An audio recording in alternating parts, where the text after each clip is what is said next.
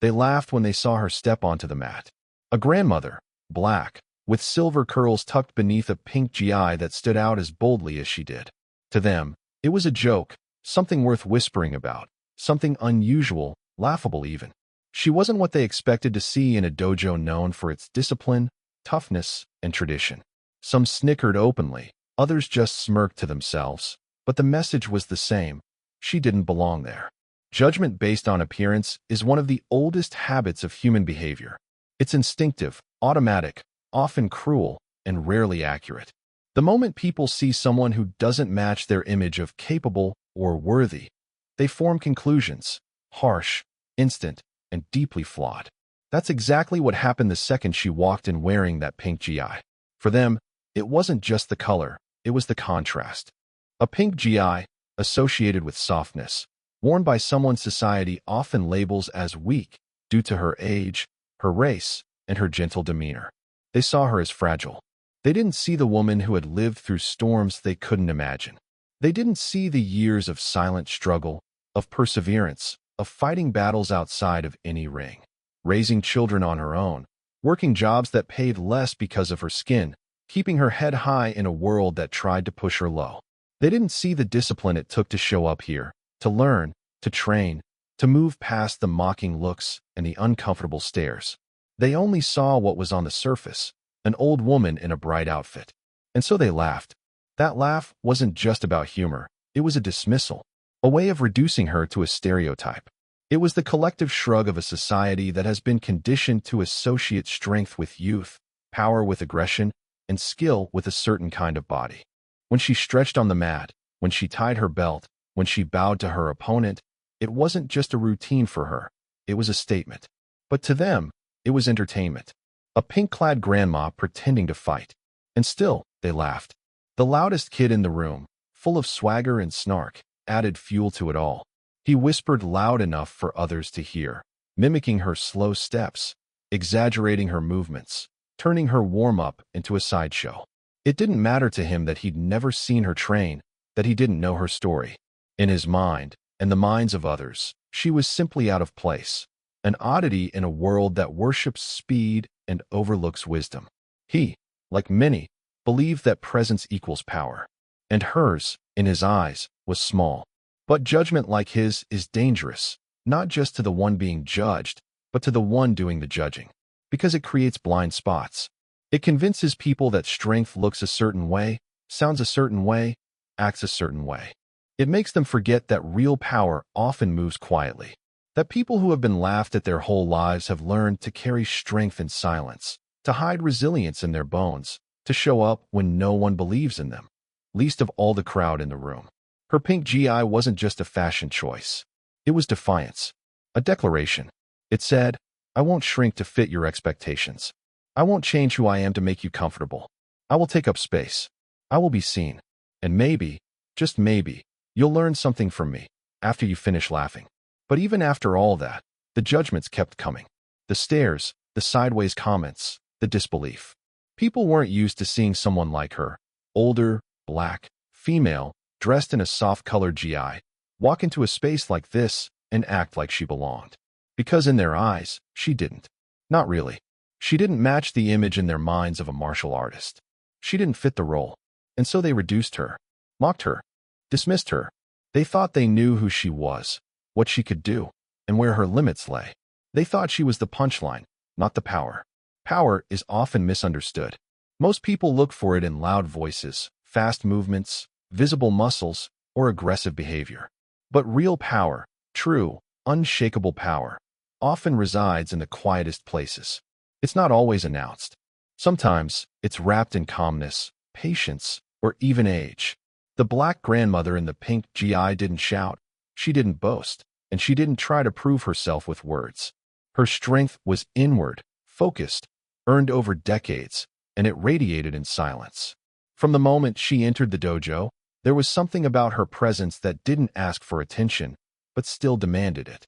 She didn't walk in with arrogance or bravado. She walked in with purpose. That kind of purpose isn't built overnight. It's built in the quiet hours when no one is watching. Early mornings, aching muscles, slow breaths through difficult days, and unspoken discipline.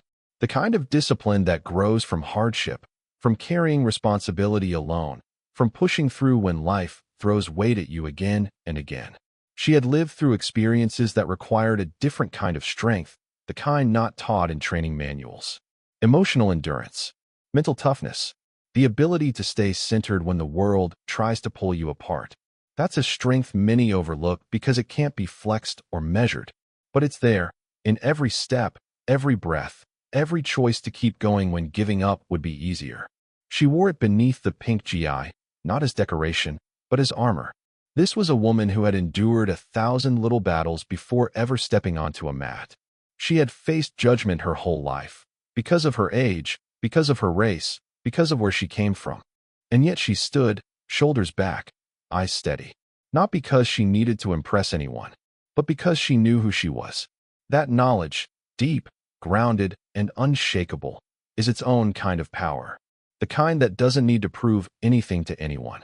When the loud kid mocked her, when others giggled from the sidelines, she didn't react with anger.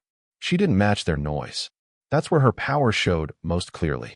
Because power doesn't always retaliate, it withstands. It absorbs. It stays calm when others lose control. It waits, not out of weakness, but because it knows that actions speak louder than noise. She had nothing to prove, but everything to show. Her quiet strength unsettled them. They didn't know what to do with it. People are used to measuring power in bursts, in impact, in volume, in speed. But hers moved differently. It was precise, patient, deliberate. Like a river carving stone, she didn't rush. She knew how to wait for the right moment. And when that moment came, the same people who laughed would learn what true power really looks like. She didn't speak over the noise. She let her actions rise above it. Because when you've been underestimated your whole life, you learn that the most powerful statement you can make is to keep going, to keep showing up, to keep being excellent despite the laughter. And excellence, when revealed at the right time, doesn't just silence critics, it humbles them. What they didn't understand was that her power wasn't just physical. It was emotional, intellectual, spiritual. She had learned how to control her breath under pressure, how to read the energy of a room, how to anticipate disrespect and meet it with focus. That's not taught in most classes. That comes from living, from being tested, from surviving. And it showed in how she stood tall even when the odds were stacked against her. Even the pink GI was part of her power. It was bold, unafraid, unapologetic. In a space filled with dark, traditional uniforms, it was a symbol of individuality, a refusal to blend in, a choice to be seen exactly as she was. That, too, takes strength, the kind most people don't have. It's easy to conform. It's harder to be different and still hold your ground. She didn't need cheers. She didn't need recognition. Her strength was never for show. It had been cultivated in silence and would be delivered in silence. Not as a performance, but as a fact. Her power didn't shout. It didn't brag. It waited. And that waiting, that quiet, controlled stillness, was more powerful than all the noise in the room. Age is often treated like a limit, a line drawn in time that defines what someone can or cannot do. It's a number people use to categorize others, to decide when someone is too young to be taken seriously or too old to be considered capable. For the black grandmother in the pink GI, that number followed her like a shadow into every space she entered. Not just her age, but what it meant to others. Assumptions clung to her before she even said a word or took a step onto the mat. When she entered the dojo, there were eyes that immediately scanned her for signs of frailty. They looked at her joints, her pace, the lines on her face. Some didn't even realize they were doing it. It's so deeply ingrained in how society sees older people, especially women, especially black women. There's this unspoken rule that youth equals strength, and that past a certain age, one is expected to slow down, sit back, fade away. She challenged that rule just by being there, dressed in a GI, ready to train, ready to move, ready to compete. But she wasn't just fighting against opponents on a mat. She was battling decades of bias. People didn't expect skill from her. They expected her to be a placeholder in a demonstration, or maybe an honorary participant meant to inspire others, but not truly compete. Their expectations were shaped by years of messaging. Media that glorifies youth, conversations that speak of age like it's a disease, cultures that revere speed and dismiss wisdom. In their minds, she was in the wrong place, doing the wrong thing at the wrong time in her life. What they didn't know was that age had gifted her something youth couldn't. Time. Time to learn. Time to fall and rise again. Time to fail without quitting. Every year she had lived was another layer of experience, another chapter of lessons earned the hard way. Her body may have moved slower in some ways, but her mind was sharp, her reflexes trained, her strategy developed. Where the young relied on impulse, she relied on instinct shaped by repetition and resilience. Her presence disrupted the narrative. She wasn't clinging to her youth or pretending to be someone she wasn't. She was exactly who she had grown into, a fighter shaped not by fantasy, but by reality. The reality of pushing her body every day despite the aches. The reality of learning new forms, mastering discipline, accepting pain, and embracing growth without the spotlight. She didn't need to be the fastest in the room. She only needed to be focused, controlled, and precise. It's easy to look at someone with gray hair and assume they are past their prime. What's harder is understanding that prime isn't a fixed moment in time. It's a moving target defined by mindset, effort, and purpose. Her prime was not behind her. It was with her. It showed in how she stood, calm and ready, in how she moved, measured and deliberate, in how she faced her opponent, not with fear, but with full knowledge of what she brought to the fight. She wasn't fueled by ego or competition. She was powered by something deeper, a desire to live fully, to push boundaries, to claim space in places where people like her were rarely seen. Age hadn't diminished her. It had refined her. The world kept expecting her to stop, to retire, to rest. But she kept showing up, not to prove anything to them, but to honor something within herself. That spark that never goes away.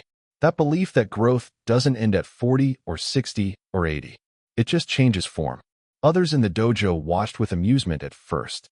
They waited for her to lose balance, to tire out quickly, to give up. But she didn't. She moved with rhythm. She anticipated with wisdom. She responded, not with reckless energy, but with a kind of stillness that only comes from experience. She didn't waste movements. She didn't fall for distractions. She had seen enough, lived enough, to know what mattered.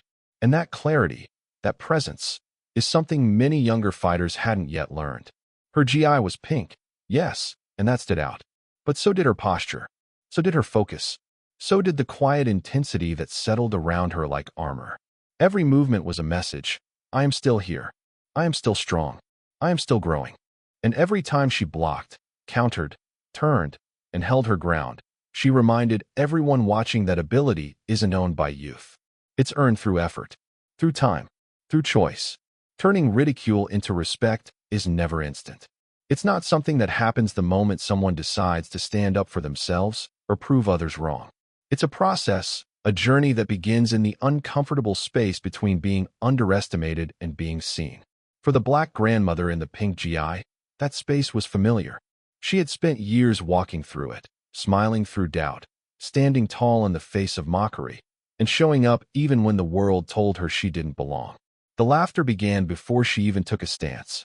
The sound of her soft footsteps, the vibrant color of her GI, her age, her skin, it all became part of the joke to those watching.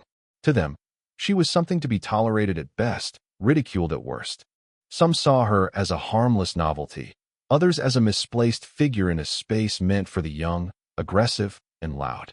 But what they didn't realize was that every time they laughed or dismissed her, they only added fuel to the fire already burning inside her. She didn't flinch. She didn't shrink back. She had heard that laughter before, in different tones, in different rooms, under different circumstances. It wasn't new to her. It never got easier, but she had learned how to absorb it without letting it break her. Each laugh was a challenge, a line drawn in the sand. But instead of responding with anger or defense, she responded with presence. That's the first step in turning ridicule into respect, not retaliating with noise, but anchoring yourself in confidence. Confidence doesn't always look like swagger. Sometimes it looks like composure, like knowing who you are so deeply that mockery doesn't shake you. She didn't need to argue or explain. She let the moment speak when it was time.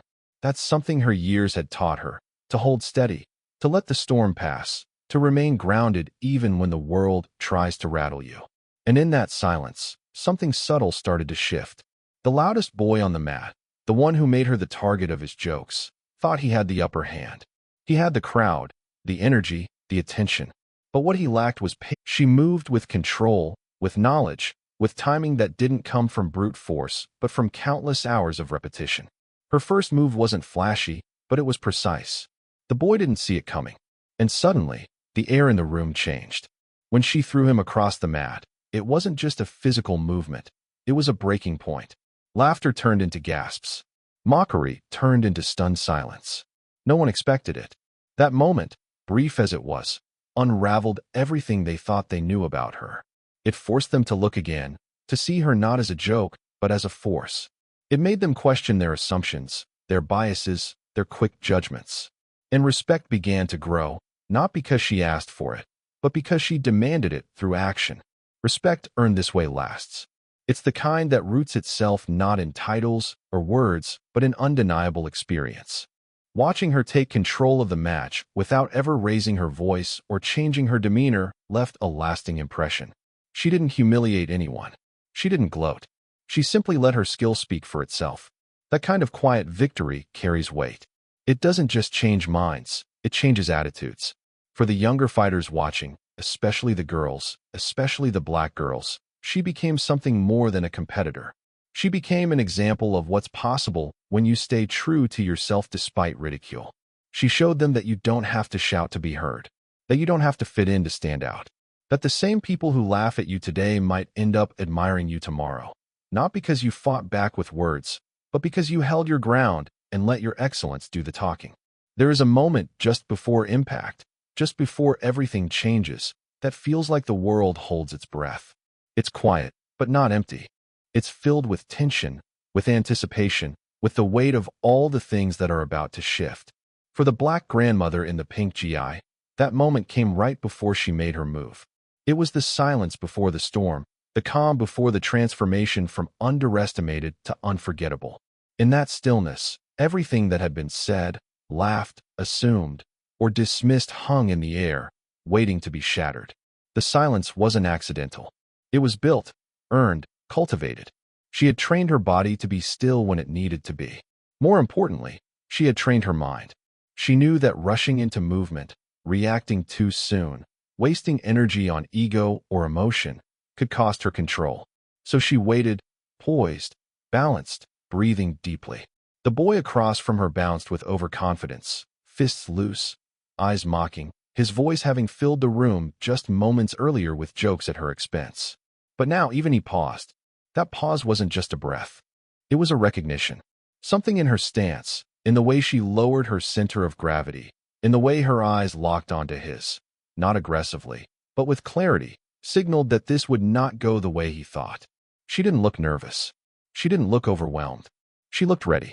And readiness, when it's quiet and focused, is more intimidating than any loud threat or flashy move. That was the silence before impact. It was charged.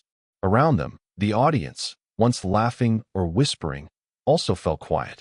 Not out of respect yet, but confusion, curiosity. They didn't understand what they were seeing. A stillness that didn't look like hesitation, but intention. She had created that stillness not just in her own body, but in the entire space. That's a rare kind of power, to quiet a room without saying a word, to command attention without asking for it.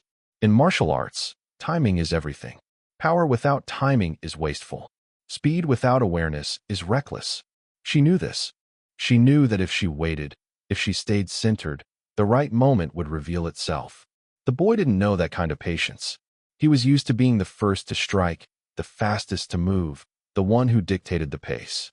But she didn't let him do that this time. She didn't let his noise control the rhythm. She set her own rhythm. Quiet, controlled, deadly. When she moved, it was like lightning breaking the still air. Sudden, deliberate, undeniable.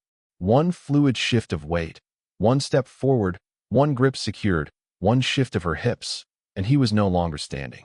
He was in the air, and then he was on the mat.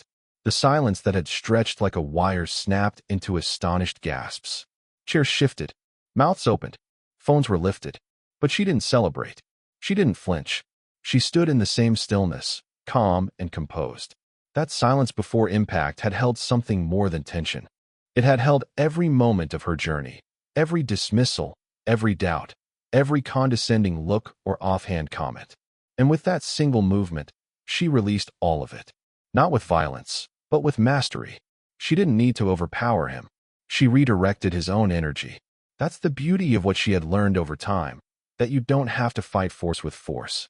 You can wait, feel, read, and then move in a way that makes the force work for you. People often overlook that kind of intelligence. They expect power to look like domination. But hers was about understanding. She knew herself. She knew him. And she knew the space between them. That space, filled with silence, was where she won long before the throw ever happened. That space was her advantage, because while he had filled it with noise, she had filled it with intention. The silence before impact isn't just about fighting. It's about life.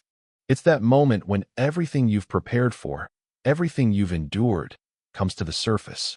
It's the split second where belief in yourself meets opportunity.